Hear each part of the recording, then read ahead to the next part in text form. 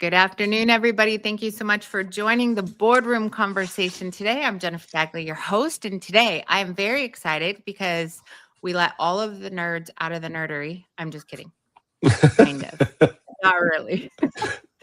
So you guys, this one, I'm going to apologize in advance because this is going to be one of those, we warned you before if you've attended the Boardroom conversations. This is not the easiest conversation out of all of our podcasts and trainings and webinars and live sessions that we have. There are much easier versions to attend if you go to Catalyst for the Trades. That is about success stories, the catalysts that have helped companies and business owners grow their business. If you're in Just Start AI, which we have a lot of our Just Start AI guests that are joining with us today, that's going to be more tactical training. This is not.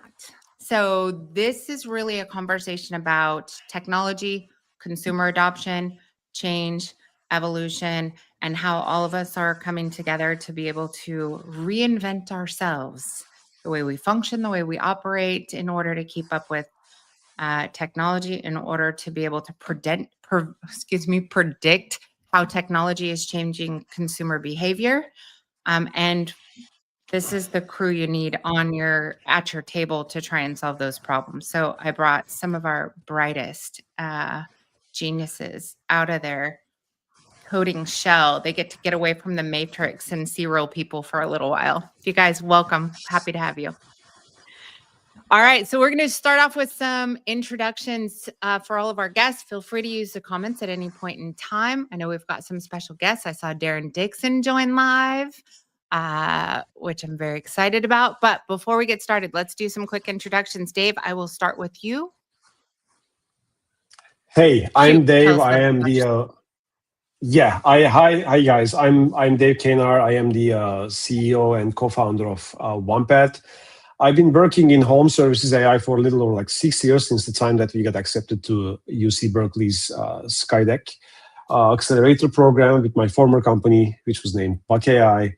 And before that, I had my company for a little over a decade or so, been software for close to 20 years, and been building websites, web applications, then mobile applications, then AI applications, then high-end algorithms, then combining all of them, and now finally building AI agents in this phase of my career. Pleasure to meet you all. Fantastic. I love it. Chris? Your audio's not working. Leave it to the tech guys.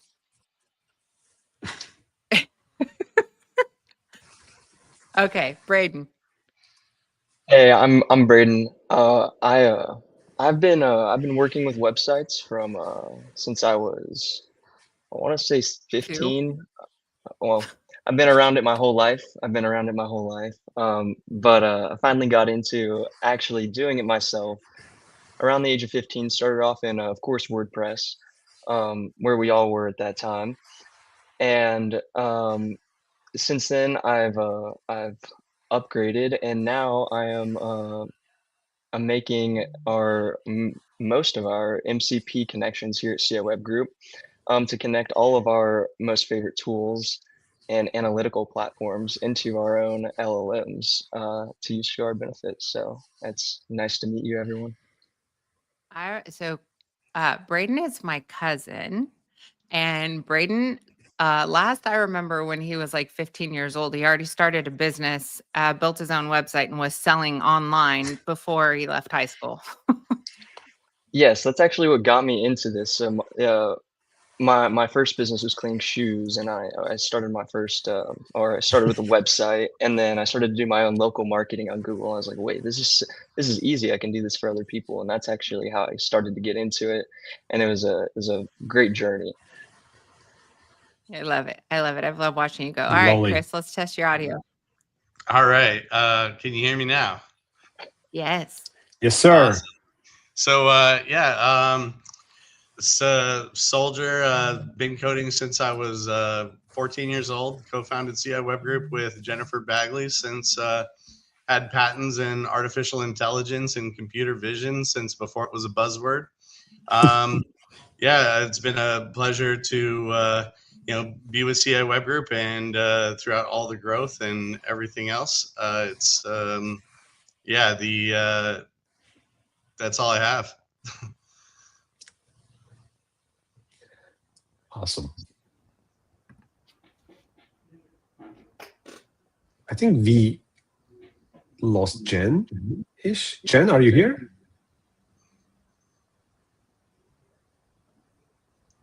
Nope, I guess not. So why don't we continue? Well, I'd say that, I started writing HTML at the same time you probably did in the early, in the 90s. Oh, yeah. Did you ever use GeoCities or Angel Fire? Oh, yeah. You remember that too? Oh, my God. Yeah. Oh, yeah. I've been, I've been doing it since probably assembly language, reverse engineering, TI 86, TI 89 calculators. So, it's started way before my time. Awesome.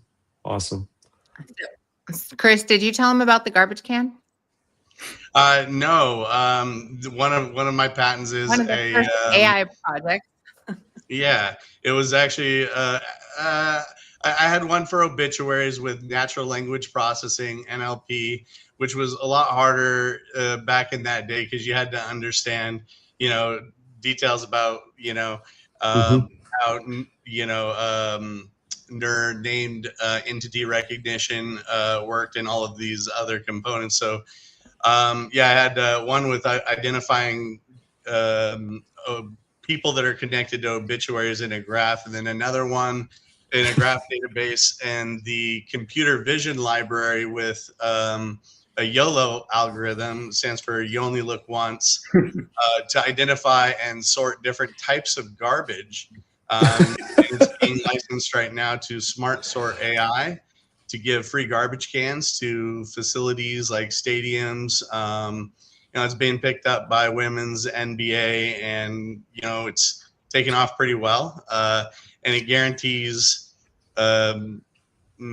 contamination ratios with our recyclables. At the time, China, when I built it, China had stopped taking our garbage because the contamination ratio was too high.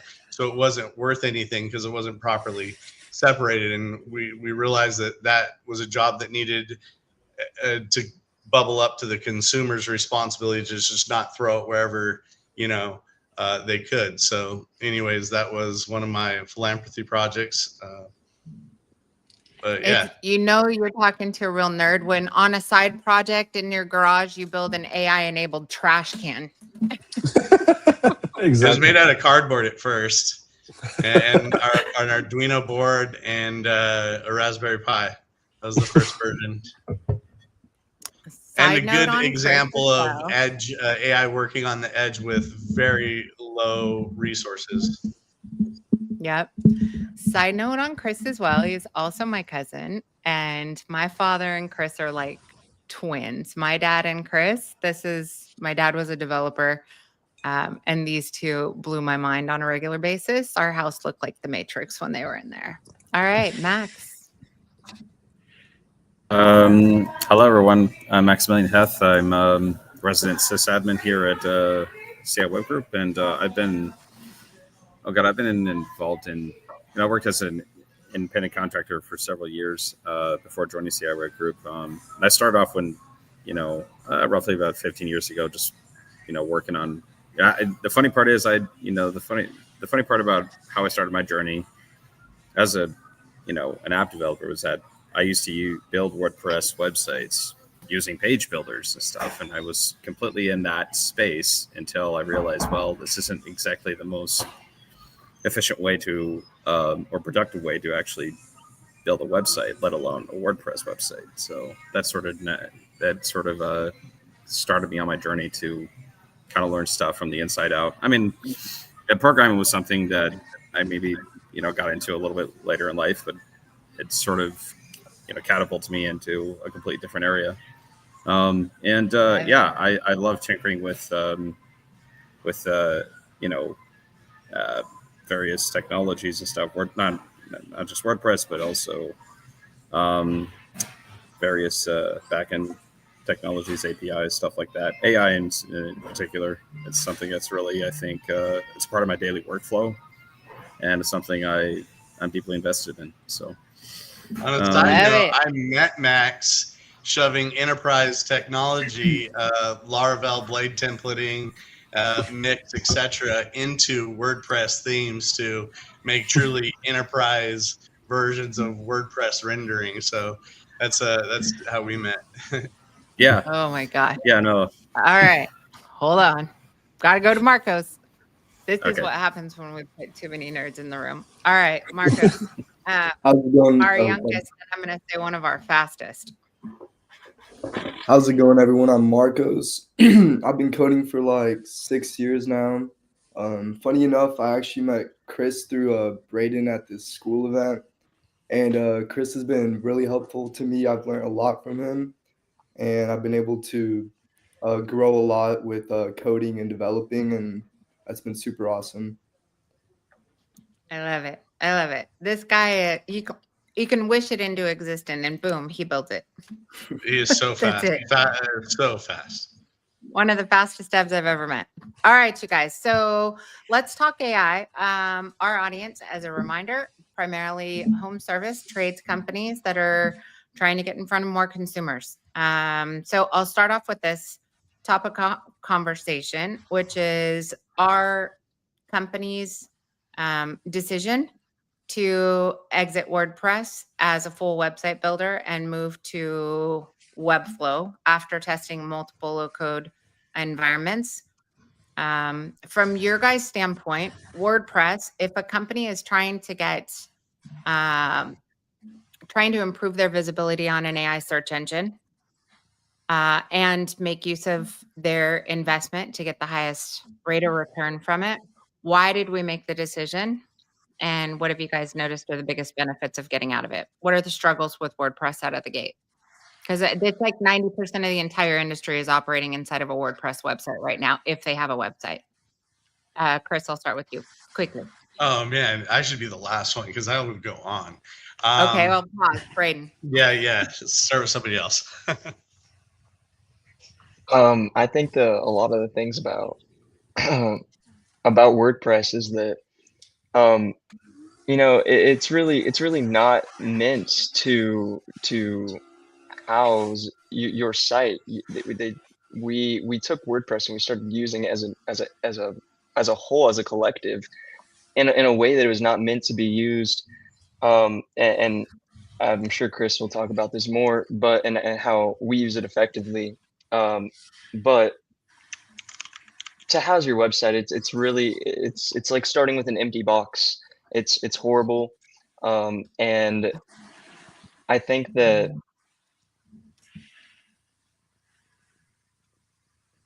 I'll take that. Empty box is horrible.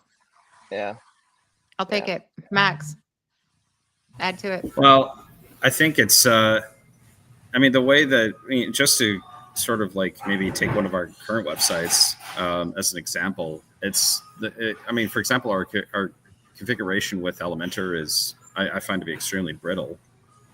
Ways to just constantly just cause errors or issues that seem to compound as time goes on. And there's never really a permanent solution to it. It's just, let's just fix it when it breaks again. But it's not really a sustainable long-term strategy. So for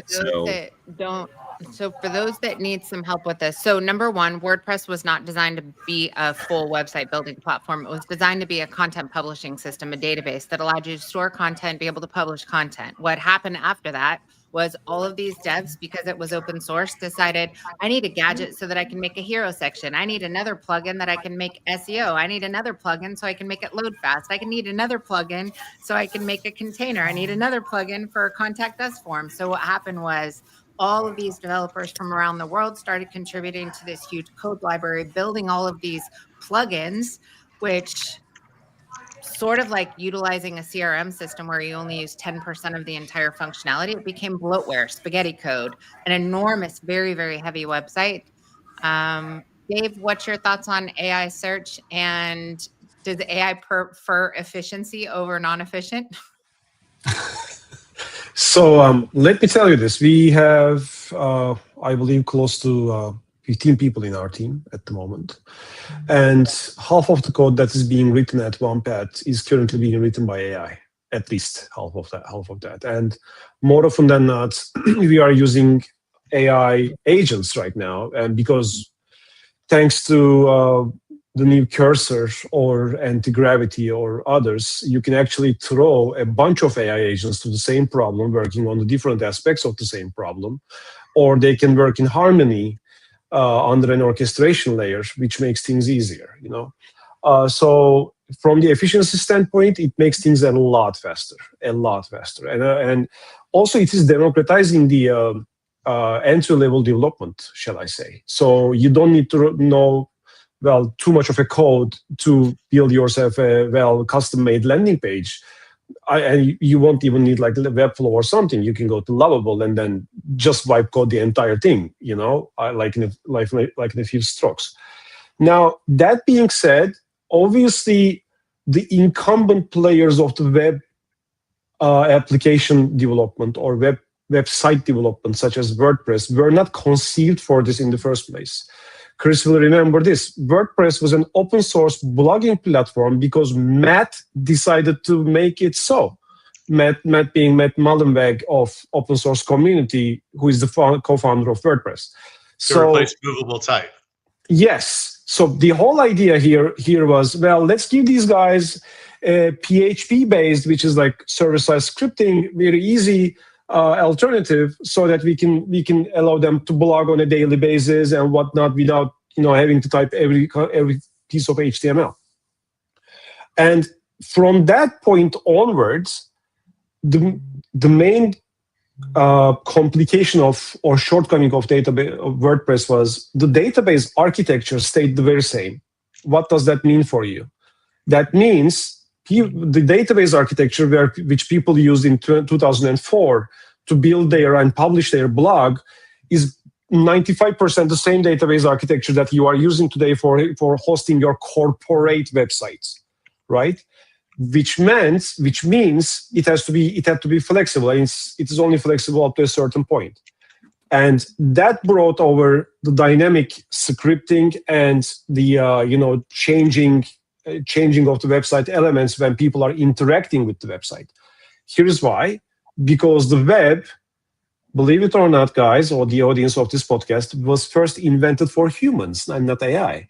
So, so it was for humans to view web pages, humans to interact with web pages, and obviously humans to interact with and accomplish tasks like reading stuff, doing stuff on the web pages themselves. From 2004 onwards, in 21 years, WordPress has evolved from a simple blog engine to a full-fledged website publishing platform, a full platform on the cloud to host those websites and all that stuff, with the same very architecture that they had conceived pretty much in 2004. That had given super big limitations to people who are developing for the modern web, and here we are. This is why platforms like Webflow or Framer or others came into the picture, because they were easy, drag and drop, and they were way more fast. They were able to generate way faster,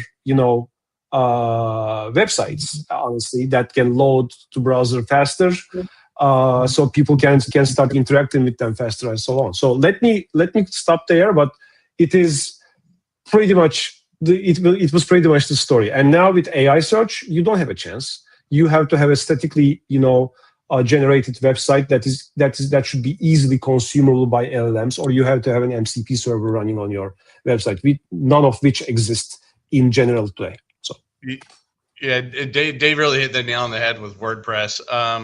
The hooks, actions, and filters made it very low bar for junior developers to springboard into.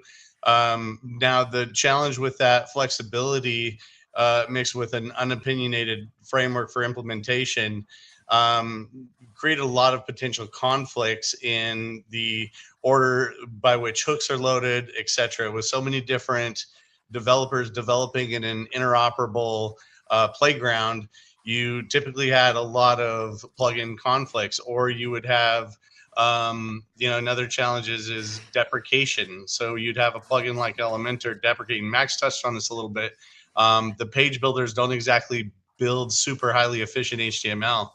And so you have a lot of these complexities working with you. And as David said about the database structure, that structure hasn't changed much since its inception.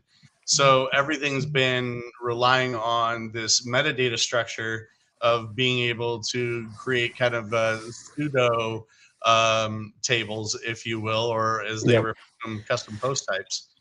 So there's not a lot of efficiency at scale unless you architect your infrastructure around that with, Memcache, PHP, APC object caching, or other types of object caching, Redis object caching.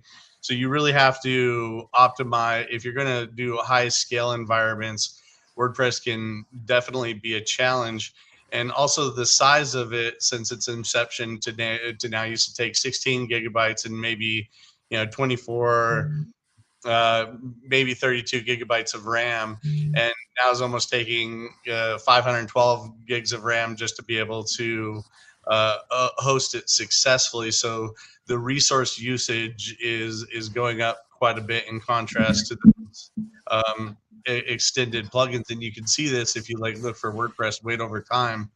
You look into actions. The other part of it is security. With PHP, you're running a living executable that is executing PHP, which is hypertext rendering of it on the server side. That means every time a page is requested, it's loading the same database query. Yeah, you can cache them, and it is running an actual executable program, which in all of software, the executable programs can be exploited. And so as people create plugins and you are in the wild, wild west, there are literally exploits every day for WordPress and its plugins. So that has been one of our biggest challenges. And anybody that's been with WordPress long enough has gotten hit by either the black hole virus or experienced their PHP files being encoded. So it's something that it's not a matter of if, but when you get hit with something security related. And all right. That's WordPress, but it's been replaced by static site generation and other things that are appealing a lot more to search engines is the short of it. So, not to totally down on WordPress, it's amazing for what it can be used for and what it's supposed to be used for. Yeah, and also, as Dave mentioned, it turned into more of a publishing platform, which is how we continue to use it. WordPress has become more API driven. It's API by default now. And so that's given us the capabilities to integrate it into our content aggregation pipelines through third-party services, allowing us to effectively use it as middleware to enhance and augment third-party services as part of our publishing tactics. All right, this is where Miss Stephanie Allen, I know she's listening and she's having a heart attack right now because she is wondering why I am not translating. Stephanie is freaking out right now. Sorry, Steph. I knew this was going to be a tough one. All right, translation is, we have security issues, number one. Deprecation, meaning that the longer you own WordPress, the worse it gets. Like it dies over time. It's like a Ford. Sorry for the Ford.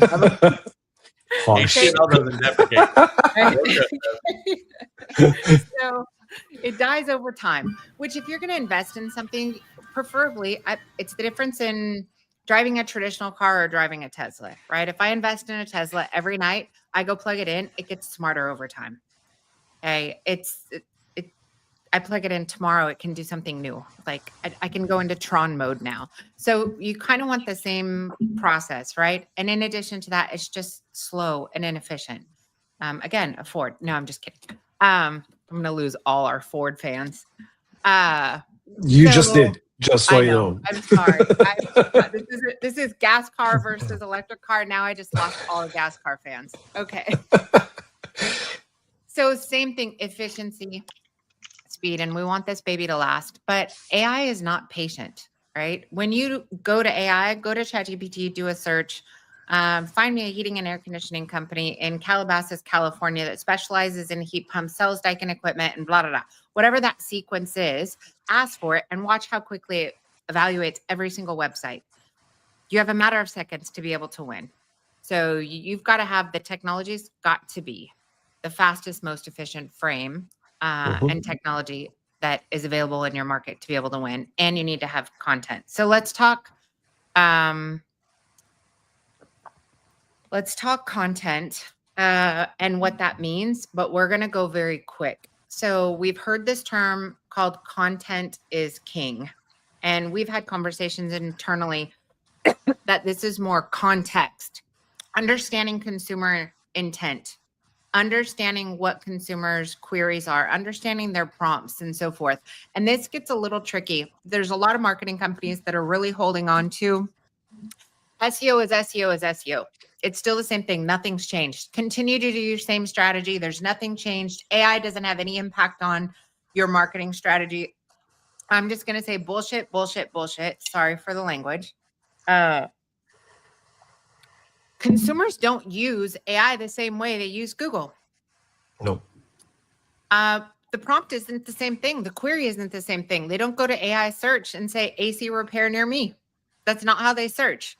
So effectively, because consumers' habits, i.e. the adoption of utilizing AI search engines to find companies just like all y'all's that are listening in, that has changed, right? You now have consumers that are eating at a new restaurant. They're dining, they're finding, they're searching somewhere else than just Google. And the way they're using it is changing, which ultimately means that we need to alter our strategy as marketing agencies.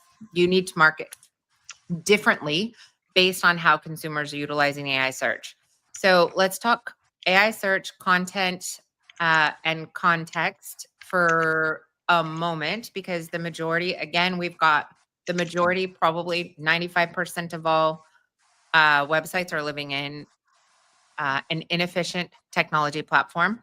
On top of that, have content that was designed for an old school consumer that utilizes Google differently. And that probably wasn't even great content itself. So when you talk content at scale, what does that mean? And how can they continue to evolve content so that we are addressing all of the prompts and queries and information that consumers are now getting from their new comfort advisor, their new plumber, their new doctor, their new attorney, which happens to be either ChatGPT or Claude or Perplexity or Grok or whatever it is. Just side note, if you don't, and I'll throw this out there because this is a two-way street. This is one, content to get in front of consumers. But two, if you don't think that the consumer is taking your quote and throwing it into ChatGPT when you leave their house, we have another problem. And they're not the best prompters. They don't have all the details. So it doesn't mean they're going to get the best answers back. But Dave, I'll start with you. Content. So as we have discussed numerous times in this podcast, websites should be positioned not as a branding material, but as a content distribution center for your company. And the reason I'm advocating for that is, well, number one, nobody really cares how your website really looks at 2 a.m. in the morning if they are in water up to their ankles, guys. Honestly, they care about, hey, can you send someone to me and how quickly I can make that happen. Most of the websites that I have seen, I should say maybe 99% of the websites that I have seen is not optimized for it. It's optimized for so-called branding, which is okay, but at the same time, well, super high branding websites not functioning very well, right? So they go to the next contractor. So you end up with a very high branding website which is not working for you. So content here is the key in both Google world and AI world, so that both of those engines can actually locate what you are doing or what you are capable of doing and actually match that with a user intent. Okay. And I'm going to throw at this point of the podcast, I'm going to throw a very radical idea, not a very radical idea, but let me just change the narrative a little bit. I think we are maybe 12 months away from shape-shifting websites based on the agent or user intent. Because if you think about it, your website is built to be everything for everybody. If you're an HVAC and plumbing and electrical company, you have content for all of that, and your main web page is actually lists them all and all that stuff. Even though the user is coming from a Google search query, I need AC repair, or an AI agent comes from the same thing. Find me a plumber in like Lakeway, Texas. The same thing. What happens? Your website is capable of shape shifting its content based on the user intent at scale in real time. Okay, Yeah. so I think we are only like 12 months from that. I'm already seeing some startups working on that on the Silicon Valley Y Combinator ecosystem, because the web should not be and stay like a chunk of text. At the same time, it has to be available in real time. The current web that we know, the current web that's built on WordPress, is not built for this purpose. It cannot fulfill this purpose with this current architecture of things. Okay, so that's my 2 cents. And then let me pass the baton to who? Chris? Yeah. I on a side note, Parker is actually, I've saw in our production pipeline, they're working on building AI overviews that will modify the text within the page based on the consumer's query. Yeah. We're already working on that. Yeah, exactly. Go ahead, Chris. Yeah, the more we step into client-side rendering kind of as a whole, and Google starts accepting not just the indexing but the rendering of the page, we can produce these much more dynamic workflows that will actually speak to things we know about the HTTP request and the user, and it actually can start to understand the user and then modify the pages as well. So a lot of that is being able to be delivered via JavaScript in the front end of the experience. And as Dave was saying, that the real-time information, that WordPress is as a whole not intended to be a system to deliver that real-time information, but the systems and agents surrounding it and integrating it would currently we use, for example, like JSON LD to represent the schema of pages, and the schema of those pages are aggregated out into other systems, whether it be Google Maps. You can see the different enhanced map page if you're looking for hotels, or an enhanced SERP page if you're looking for products, if you're looking for flights, if you're looking, and that information is now being able to be aggregate out of the system. So as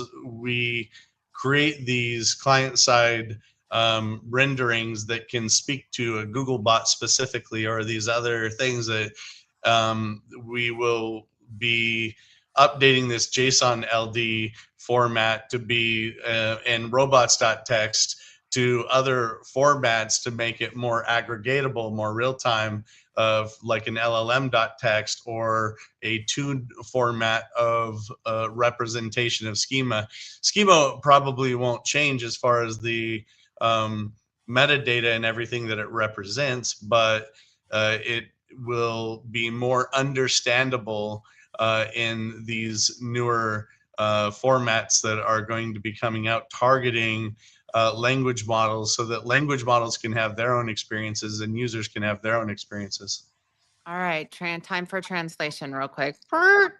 I can literally see, I feel like you're driving 80 miles down the highway and you throw it into reverse trying to communicate where people are going to understand.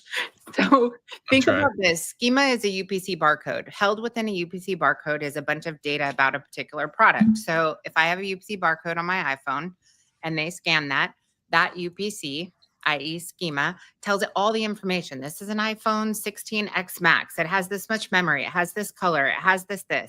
That's all. When he says metadata, that's what that means.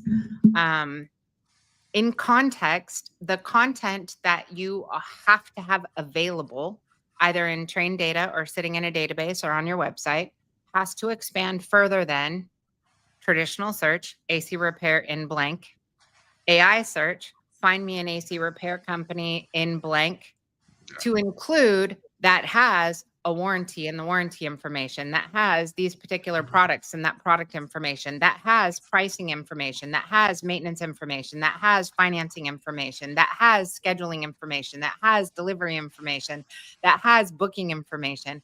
Those are all the other layers of content and information that has to become present the further that consumers start to utilize AI, whether it's for their initial search, their research, or you issued a proposal to them and now they're actually loading the proposal directly into AI and trying to get all the details to make a decision. Actually, if you go to schema.org/HVAC business, even HVAC business has a detailed specification of what that data and those parameters are to look like to provide aggregate systems the most information, all the way from open hours to, and it actually inherits a hierarchical taxonomy of other objects and their meta fields. All right. We're switching gears. We're going to switch to MCP. So I think sorry to bash WordPress, but this is a major issue. I think that I've been very clear with companies saying that we have a recipe to succeed, and any alterations you make to that recipe, you get a different meal. And one of those recipes is we've got to have proper technology. The second recipe is we have to have content, contextual content based on search. Now let's talk about convert. Well, we're going to just stick to MCP. So first, Dave, can you explain MCP? MCP stands for Model Context Protocol, which basically is a way for large language models to understand how they can interact with the outside world. Let's say you have a car dealership and, hypothetically speaking, OpenAI ChatGPT comes to your visit in person tomorrow. So the gates, like the facade of the building is an MCP server in this analogy, telling ChatGPT, hey, you can buy cars here, Also, you can schedule for test drives too, and if you are really up to it, you can also talk to the sales guy. But I wouldn't recommend that. Okay, so that sort of thing, and as they are interacting with the outside, like digital world, like websites, APIs, applications, and all that stuff, they are gaining the ability to accomplish more tasks and in a deeper meaning. That's essentially what MCP stands for. Okay. So in our world, we developed our platform called Cortex, which is essentially our brain. This is based on a hub and spoke model. So our MCP, imagine this, in the very center, there is our entire database, our world, and MCP, which gives us LLM functionality to be able to access, like Dave said, the outside world. Hub and spoke. Our central system allows us to be able to connect with Google Analytics, Google Search Console, a website, OnePath AI. What converts? It could be Service Titan. It could be your email account. It could be your Fathom account. It can be your Slack account. So imagine a world, Webflow, right? Everything. So what Cortex essentially is, imagine if you're a gamer, you guys have played in God mode before, right? So gives you the ability to be able She loves this analogy, doesn't she? I do, because I have power. Now it's like a She-Ra commercial. So as we move into 2026, you'll hear us talking more and more about MCP, because the power that comes with this. Imagine being the business owner, and in your world, in my world, I have the ability in 2 seconds to be able to say, tell me every single website that's traffic has went up by over 100%, but conversions have not increased by the same or by 20% or more. Tell me every single website that has lost pages indexing on Google. Tell me every single website that is delayed in production. So same thing, now translate that to a contractor's environment. Imagine being able in 2 seconds to be able to go to your own AI, your own LLM. And because it is set up with an MCP as a hub and spoke model, you have the ability to say, tell me every single appointment where our team arrived late. Tell me every single call where we promised to call back and we didn't call back. Tell me every single missed call, every single bookable call. Tell me every single form that was filled out that didn't get a response. Tell me, you could ask questions about your books, finances, cash flow, balance sheets, literally any system that you have the ability to connect to. Imagine being able to connect in milliseconds to be able to evaluate that. So, Chris, top 3 technicians with the highest reviews. Yes, absolutely. Give me the emergency availability for the company if you are available right now, 2 a.m. in the Monday morning. So, Braden, I saw you unmute. Oh, I was just going to say that you can use MCP resources to build SOPs, so that way your LLM can follow a set of instructions while using its predictive abilities to make decisions that are different than the SOP, just like a human when it's needed. And Braden has built an MCP marketplace for us internally, where we can OAuth and authorize other third-party services to automatically connect, so it works as a token store. But he's also built this concept of MCP stacks, which are stacks of certain technologies used by certain roles in the company. Do you like that, Dave? yeah, of course. I'm looking since the first time that you told me about it. I'm looking forward to seeing it. So let's schedule some time. But then again, I mean, if for our audience, if we want to kind of like back translate all that. So here's what's happening, guys. Think every single one of our audience, our viewers, and whoever is going to be watching this show later on. Think about your website. It starts with something like 4 letters that is the same with every website. HTTP. It stands for Hypertext Transfer Protocol. It's the foundation of the modern web as we know it. And then like colon, and then 2 forward slashes, and then www.abcplumbing.com, whatever your website is, okay? So this is a protocol that basically tells the web browser, which is Chrome, how it should be reading your website, literally, what it is made of, how you can interact with it, and so on. And it's a pretty standard protocol, been in place for 30-ish years, first invented by Tim Berners-Lee in 1991, and so on. I'm not going to go to history. But MCP is the AI version or AI era version of the hypertext protocol that you have been using for 30 plus years. It basically tells the AI agent, which is the browser of AI era, what it can do with your website, your application, your API, your whatever that is, okay? And as Braden pointed out, you can actually not just throw a bunch of text to it, but also you can tell AI agent what sort of capabilities it has with your website or application or whatsoever, and that makes it much smarter. Why does it matter? I'm sorry, go ahead. No, go ahead. Why does it matter? Number one, there is 0 contractors right now who is actively using MCP servers in the United States to make their services available. 2, almost all of the AI agents in 3 to 4 months are going to be demanding for them, because it's going to be the standard way of interaction with your company and AI agent. Whether it's Alexa Plus, whether it's ChatGPT, whatever you want to call it, you have to have it. You will have to have it, okay? And if you don't have it, AI agent will go to your competitor who has it, 2 a.m. in the morning, and then even without calling you, texting you, chatting you, clicking your site, nothing, They go back to the homeowner. It's 2 a.m. in the morning. It's Alexa Plus, and they say, "Hey, I found you a contractor who can come in 30 minutes. Would you like me to book your appointment?" Boom, and you're out of business. Yeah, Okay, so yeah. No, this So- is 100%. You guys, we're not talking about 3 years. We're not talking about 5. We're not talking about 7. We're talking about next year. This is this Christmas. This Yeah. is yesterday. Yeah. One of the highest purchases was Amazon Alexa Plus, which is fully enabled with an AI agent.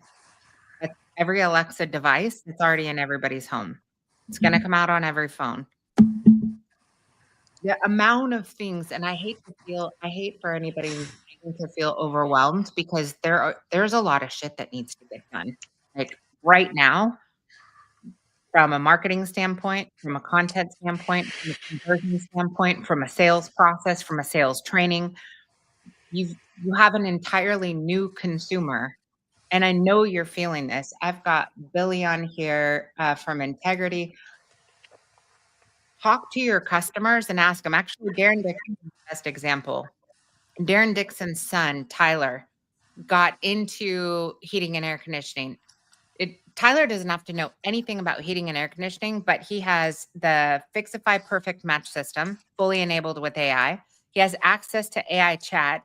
And if he has no history inside of an HVAC company, but goes into a home, is able to produce a quote in a matter of seconds, leverage AI to be able to build the quote and to be able to identify what the cost savings is for installing the highest efficiency system and what the total cost of ownership is.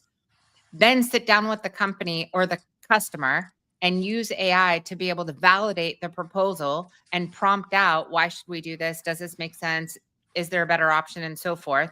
You're saving yourself from having the customer take that quote and then go back. Tyler's the top salesperson in his company and has been from the 3rd month. Darren will correct me. 3rd month that he has. Youngest HVAC comfort advisor there is at his company, and is outperforming everyone else. Darren, please tell me if I know he's going to get me if I'm pretty sure in the first 3 months he was the top salesperson and has continued to be since then. This is going to require changing a lot of processes, a lot of your team's mindsets from an administrative standpoint, leadership standpoint, operational standpoint, sales standpoint, follow-up standpoint. The quicker you have the technology in place and that your teams become fully AI enabled, the stronger you'll become. Also fully price transparent too, as you pointed out. Yeah. Yeah, that's a whole podcast in itself.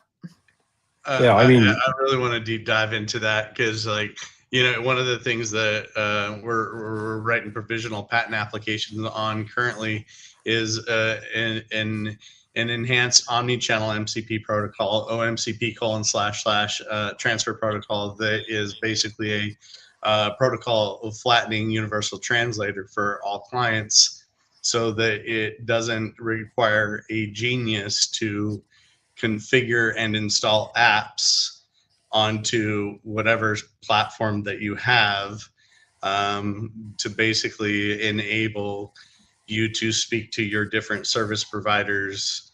I'm trying to seriously simplify and translate, but basically so that you can use a web interface to install MCP connectors that just tap, click, and authorize. And so hopefully our first version of it will be a HVAC version, I believe, Jen, coming out soon. Yes. Marcos, I have not talked to you yet. Sorry. Question. Yes. So what would it take from a vibe coding standpoint? What would it take for anyone in here to be able to vibe code out what they want their design to look like for their website, to be able to get a website done faster? I don't think it would be very difficult, as long as you tell the model exactly what you want and are very specific on your prompt, then you should be able to build anything you want. A plumber, they can vibe code out a website now? At least a base design? Yes? Mm-hmm. Takes a matter of seconds, you guys.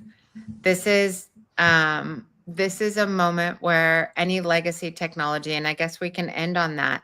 A lot of these guys are operating on legacy technology that was built pre-AI,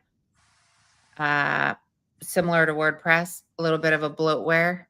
They're utilizing limited amount. How difficult is it going to be for all of the legacy technology, i.e. the field management systems, to attempt to integrate AI into their platform effectively and efficiently compared to the speed in which a new company will have the ability to build a fully operational ERP system at scale, built with AI at its core?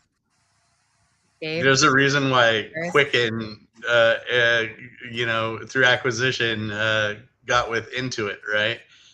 Or vice versa. I'm not sure which way that ball bounced, but you look at FreshBooks and all the other booking software that was web-based when web-based was a thing. The bigger companies can't turn the Titanic, so they hope to acquire and adapt the best that they can to maintain their contracts.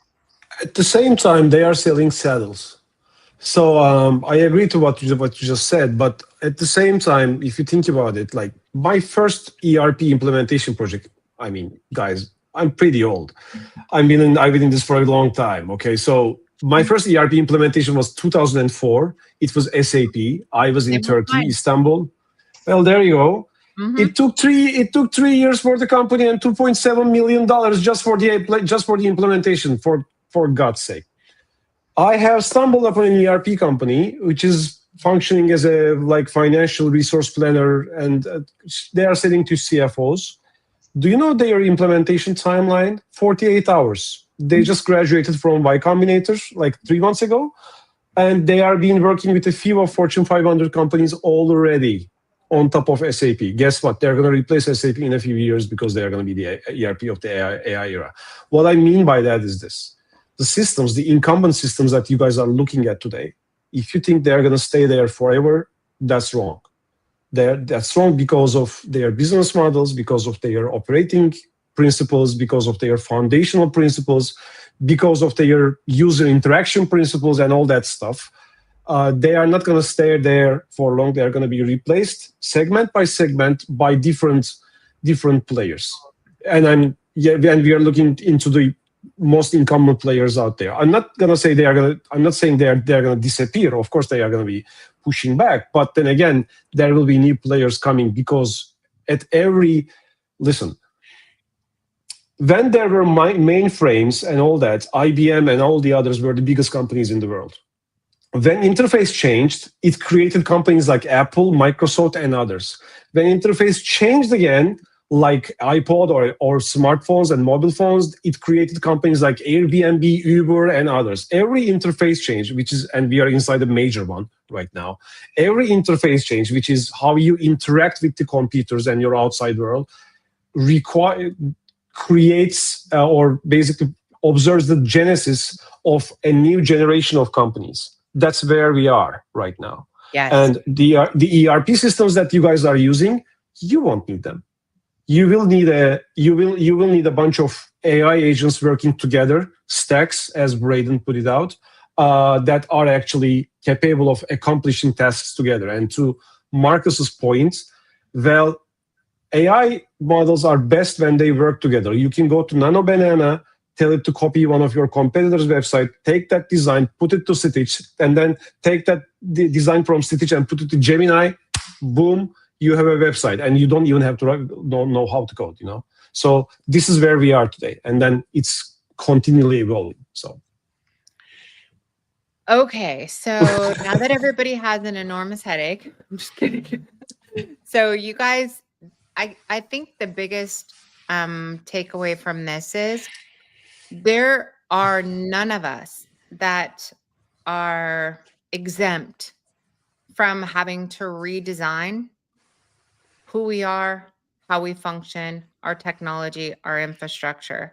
There is no industry that is not in a position right now that they need to make some really hard decisions, and they need to make them now because they're, like Dave said, there is going to be a new generation of technology providers There's going to be a new generation of marketing agencies. There's going to be a new generation of home service companies. And you're on one side of the fence or not. If I go back to 2008, Mitsubishi Diamond Dealer Conference, I was keynoting there. I asked an entire room full of contractors who's focused on search engine. It was my first time in home services. Who's focused on search engine optimization?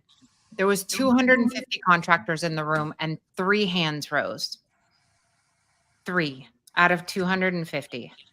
When you look at why maybe you're a new business, or you've only been in business for 10 years, or you've tried SEO and you've stopped and started and stopped and started, or moved companies over and over again, and you've never been able to compete and win on Google search, just traditional Google search. It's because there were juggernauts, or the juggernauts of today started earlier. They didn't make gross negligent mistakes or errors over a long period of time. They had consistency and repetition, doing the right things in the right order at the right time. And they now own and occupy page 1 of Google. The same thing is going to happen when you look backwards at 2025. There are going to be those companies who redesigned their technology, their marketing, their conversion strategy, their go-to-market strategy, their sales process. They did it now, and they don't make any major mistakes that set them back to go, like Monopoly. You don't collect $200, just bypass, get out of jail free card, all that stuff's gone, right? As long as you're one of the first and you don't have any major gross errors, you're going to be the juggernauts of the next generation.